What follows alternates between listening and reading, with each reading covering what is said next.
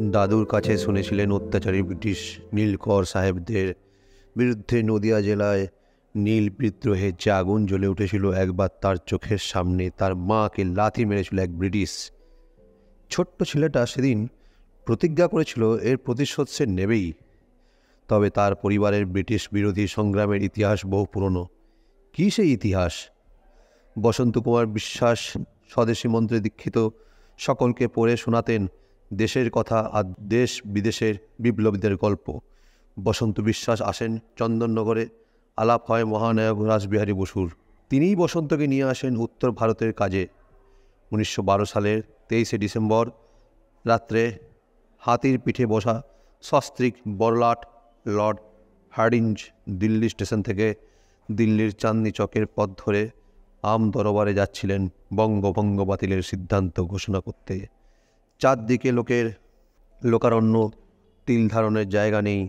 শোভাযাত্রা দেখার জন্য অপেক্ষা করছেন। পূর্ব পরিকল্পনা অনুযায়ী সেখানে উপস্থিত ছিলেন বিপ্লবী রাসবিহারী বসু এবং সরসী বালিকা লীলাবতী। রাসবিহারী বসু সব কিছু সতর্কতার সাথে তীক্ষ্ণভাবে পর্যবেক্ষণ করছেন। লীলাবতীও রাসবিহারী বসুর ইঙ্গিতের জন্য অপেক্ষা করছেন। এমন সময় এক মহিলা লীলাবতীকে জিজ্ঞেস করে, তেরি নাম কেয়া হ্যায় বাহেন?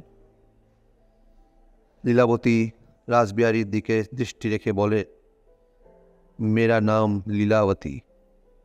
ততক্ষণে শোভাযাত্রাটি ভবনের একেবারে নিকটে চলে এসেছে। রাসবিহারী বসু মহিলাদের দৃষ্টি শোভাযাত্রা ফেরানোর জন্য জোরে বলে ওঠেন, বড়া আজব, সামনে দেখ বাহিন। মহিলারা অন্যদিকে তাকানোর সঙ্গে সঙ্গে রাসবিহারী বসু লীলাবতীকে ইঙ্গিত দেন। লীলাবতী তৎক্ষণাৎ বড়লাটকে লক্ষ্য করে বোমা নিক্ষেপ করেন। হাতির পিঠে বসে থাকা লেডি হার্ডিঞ্জ সংজ্ঞাহীন হয়ে পড়েন। সরসী বালিকা লীলাবতী বেশে যিনি ছিলেন তিনি হলেন বসন্ত বিশ্বাস।